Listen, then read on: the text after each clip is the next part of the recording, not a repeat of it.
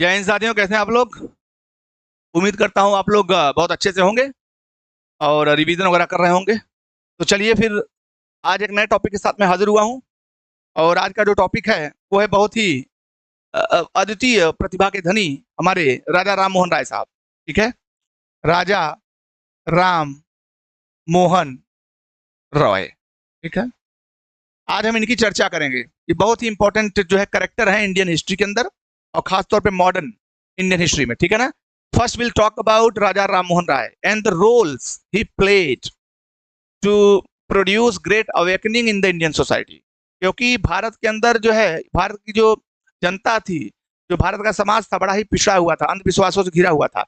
ऐसे में भारत के कुछ इंटेलेक्चुअल्स, कुछ बुद्धिजीवी ने इस बात की जरूरत समझी कि उनको ये जिम्मेदारी उठानी पड़ेगी कि वो जो है भारत के अंदर जागरूकता का विकास करेंगे, चेतना फैलाएंगे। और इसी कड़ी में एक बहुत ही बेजोड़ प्रतिभा के धनी हमारे राजा राम मोहन राय जो है एक बहुत ही इंपॉर्टेंट कैरेक्टर उभर कर सामने आते हैं और इन्हीं के बारे में हम लोग पढ़ेंगे। तो राजा राम मोहन राय का जन्म जो हुआ था वो हुआ था 1772 में बंगाल में। ठीक है ना, ध्यान दीजिएगा।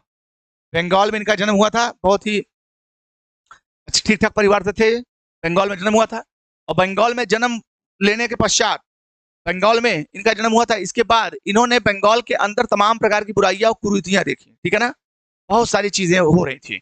उनमें सबसे बड़ी जो बुराई थी उन्होंने देखा सती प्रथा।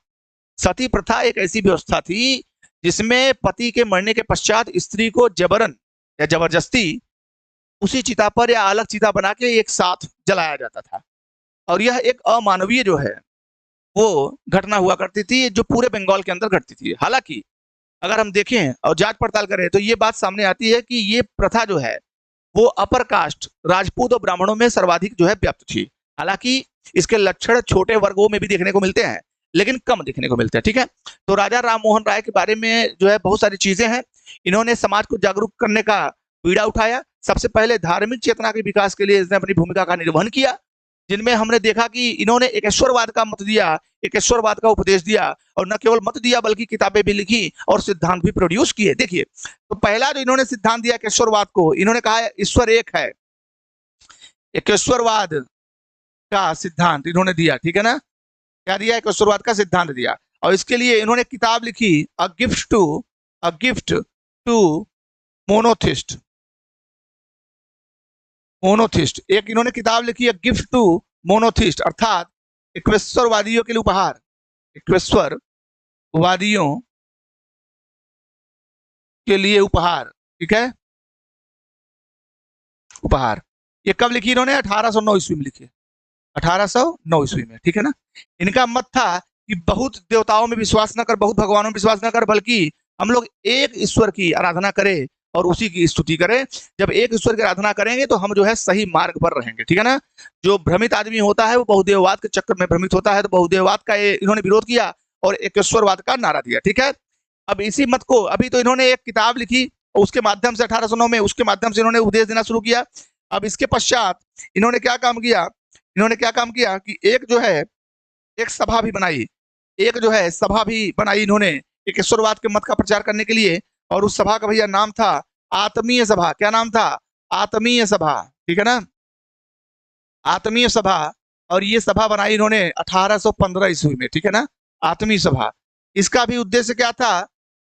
एक ब्रह्मा की, एक ब्रह्म की उपासना का संदेश, उपासना का संदेश। ठीक है ना, संदेश। खास तौर पे एकेश्वरवाद, एकेश्वरवाद का संदेश। ठीक है, इन्होंने दिया।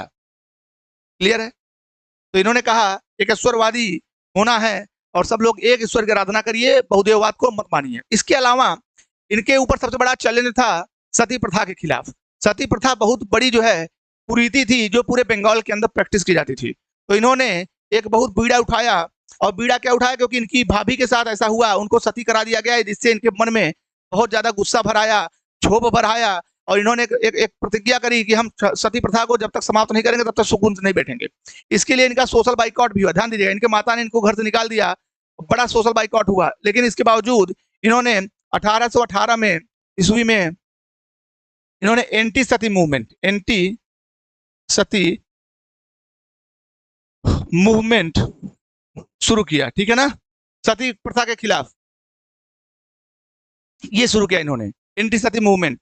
इस सती प्रथा के खिलाफ हम जो है आंदोलन चलाएंगे, मूवमेंट शुरू करेंगे और सती प्रथा को समाप्त करेंगे। ध्यान दीजिएगा, यही जब शुरू किए तो बहुत ज्यादा विरोध हुआ, इनका सामाजिक बहिष्कार हुआ, सामाजिक इनका बहिष्कार हुआ, ध्यान दीजिएगा, बहिष्कार हुआ, ठीक है ना। लेकिन ये रुके नहीं, इसके बाद कालांतर में आगे चलकर 1825 ईस्वी में इन्होंने वेदांत स्कूल खोले, वेदांत स्कूल खोले। वेदांत स्कूल क्या थे? वेदांत स्कूल का मतलब होता है वेदों का अर्थ और उनका मर्म समझाने के लिए स्कूल खोले।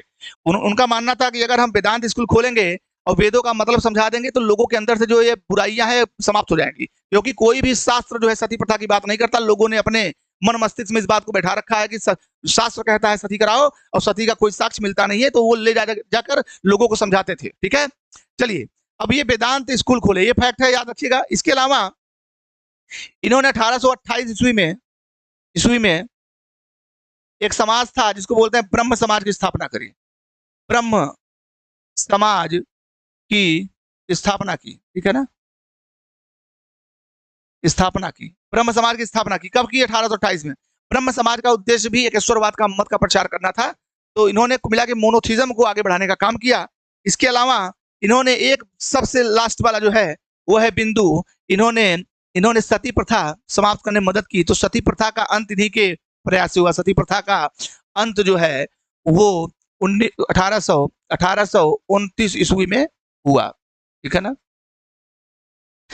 लॉर्ड विलियम बेंटिंग उस समय वहां के गवर्नर जनरल थे और इन्होंने रिक्वेस्ट करी, बड़ा प्रार्थनाएं की, याचनाएं की, सिग्नेचर वगैरह करवाए लोगों से, बाद में एक प्रपोजल दिया और इन्हीं के अथक प्रयास से जो है नियम 17 के तहत जो है इसको प्रतिबंधित कर दिया गया और इसकी तुलना मर्डर से की गई कि अगर कोई सती करता है इसका मतलब वो मर्डर कर रहा है, ठीक है। तो ठीक है, आज के क्लास में भी इतना ही।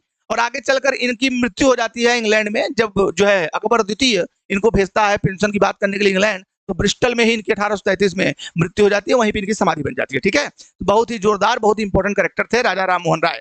इनके बारे में पढ़िए, रिवीजन करिए, कोई दिक्कत हो रही है कमेंट बॉक्स में हमको बताइए। तब तक के लिए मिलते हैं, कल मिलते हैं।